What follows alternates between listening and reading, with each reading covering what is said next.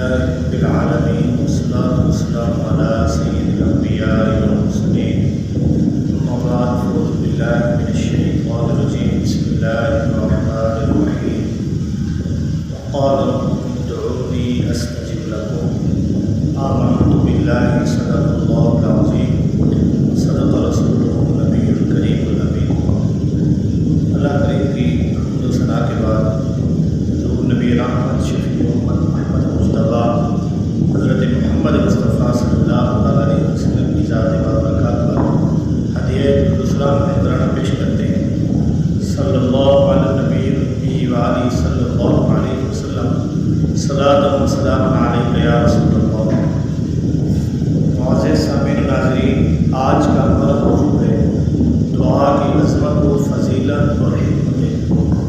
ارشاد باری تعالیٰ ہے وقال ربکم ادعونی استجب لکم، اور تمہارے رب نے فرمایا مجھ سے دعا کرو میں قبول کروں گا۔ تفسیر اس آیت میں لفظ ادعونی کے بارے میں قول یہ ہے کہ اس سے مراد دعا ہے۔ معنی یہ ہوا کہ اے لوگوں کہ مجھ سے دعا کرو میں اسے قبول کروں گا، اور ایک قول یہ ہے کہ اس سے مراد عبادت ہے۔ معنی یہ ہوا کہ تم میری عبادت کرو میں تمہیں ثواب دوں گا۔ دعا ایک عظیم الشان عبادت ہے جس کی عظمت و فضیلت پر بکثرت آیات کریمہ اور احادیث طیبہ وارد ہیں۔ دعا کی نہایت عظمت میں ایک حکمت یہ ہے کہ دعا اللہ تعالیٰ سے ہماری محبت کے اظہار۔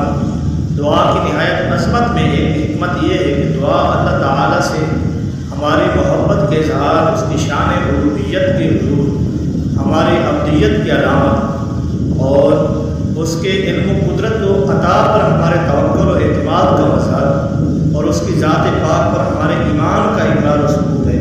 ہمارا عقیدہ ہے کہ اللہ تعالیٰ ہمارا خالق، ہمارا مالک، ہمارا رازق ہے۔ وہ رب العالمین، ارحم الراحمین، احکم الحاکمین اور مالک الملک ہے۔ تمام عزتیں، عظمتیں، قدرتیں، خزانے اور بادشاہتیں، ملکتیں اسی کے پاس ہیں۔ سب کا داتا اور داتاؤں کا داتا وہی ہے۔ ساری مخلوق اسی کی بارگاہ کی محتاج ہے اور اسی کے دربار میں سوالی ہے، جبکہ وہ عظمتوں والا خدا بے نیاز، غنی، بے پرواہ اور تمام حاجتوں سے پاک ہے۔ ہاں وہ جواد و کریم ہے، بخشش فرماتا ہے اور جود و کرم کے دریا بہاتا ہے۔ ایک ایک فرد مخلوق کو ارب و خزانے عطا کر دے، تب بھی اس کے خزانوں میں سوئی کے نوک برابر کمی نہیں ہوتی، اور کسی کو کچھ عطا نہ کرے تو کوئی اس سے چھین نہیں سکتا۔ وہ کسی کو دینا چاہے تو کوئی اسے روک نہیں سکتا، اور وہ کسی سے روک لے تو کوئی اسے دے نہیں سکتا۔ جب ہم دعا مانگتے ہیں تو اللہ تعالیٰ کے بارے میں یہی عقیدہ و ایمان ہمارے دل و دماغ میں شعوری و لاشعوری طور پر موجود ہوتا ہے، جو الفاظ و کیفیات کی صورت میں دعا کے سانچے میں ڈال جاتا ہے۔ تو اس حکمت کو سامنے رکھ کر غور کر لیں کہ جب دعا اس قدر عظیم عقیدے کا اظہار ہے تو کیوں نہ اعلیٰ درجے کی عبادت بلکہ عبادت کا مغز قرار پائے۔ تو اس تقریر کو سامنے رکھ کر دعا کے فضائل پڑھیے اور رحمت خداوندی پر جھومیے۔ چنانچہ دعا کے فضائل کے متعلق چند احادیث کریمہ سنیے۔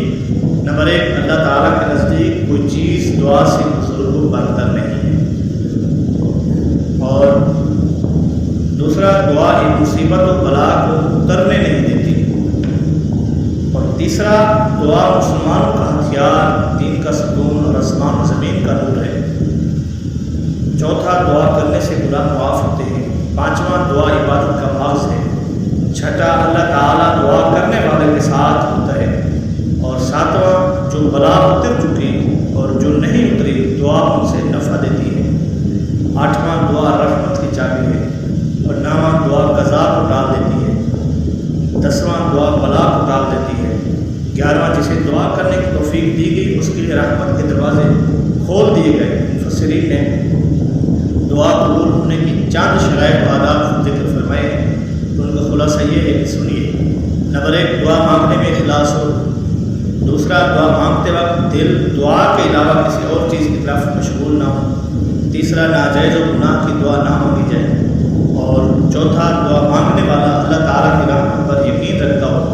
پانچواں، اگر دعا کی قبول قبولیت ظاہر نہ ہو وہ شکایت نہ کرے کہ میں نے دعا مانگی لیکن وہ قبول نہ ہوئی۔ جب ان شرطوں کو پورا کرتے ہوئے دعا کی جاتی ہے تو وہ قبول ہوتی ہے، لیکن یہ ذہن میں رکھیں کہ قبولیت دعا کا اصل معنی ہے کہ بندے کی پکار پر اللہ تعالیٰ کا اسے لبیک عابدی فرمانا۔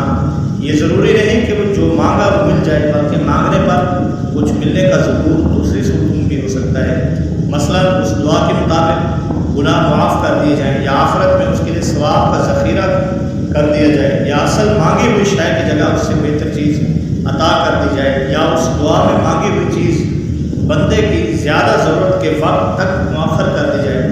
دعا مانگ کر نتیجہ اللہ تعالیٰ کے ذمہ کرم پر چھوڑ دینا چاہیے کہ رحمان الرحیم خدا ہمارے ساتھ وہی معاملہ فرمائے جو ہمارے حق میں بہتر ہے۔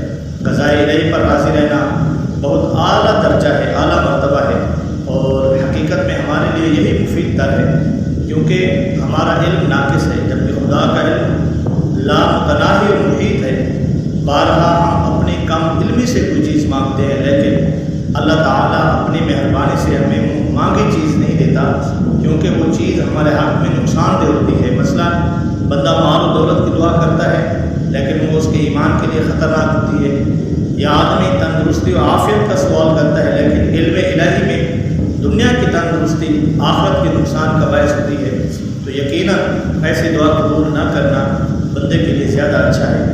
نبی کریم صلی اللہ علیہ وسلم کی دعائیں بہت جامع ہیں، ان میں سے کچھ اپنے لیے منتخب کر لیں تو بہت عمدہ ہے۔ ایک جامع دعا یہ بھی ہو سکتی ہے کہ اللہ مجھے ایمان و تقوی، صحت و عافیت، خوشیوں اور خوشحالی والی لمبی زندگی عطا فرما، جان مال عزت وغیرہ خانہ کے حوالے سے برے وقت اور آزمائش سے محفوظ فرما، عافیت کے ساتھ ایمان پر خاتمہ، نظام آسانی، قبر و جہنم کے عذاب سے حفاظت، معاشر کی گھبراہٹ سے امن اور جنت الفردوس میں بے حساب داخلہ عطا فرما۔ یہ سب دعائیں میرے ماں باپ، بیوی، بچوں اور بہن بھائیوں کے حق میں قبول فرما۔ آمین بجاہ نبی الامین، وآخر دعوانا ان الحمد للہ رب العالمین۔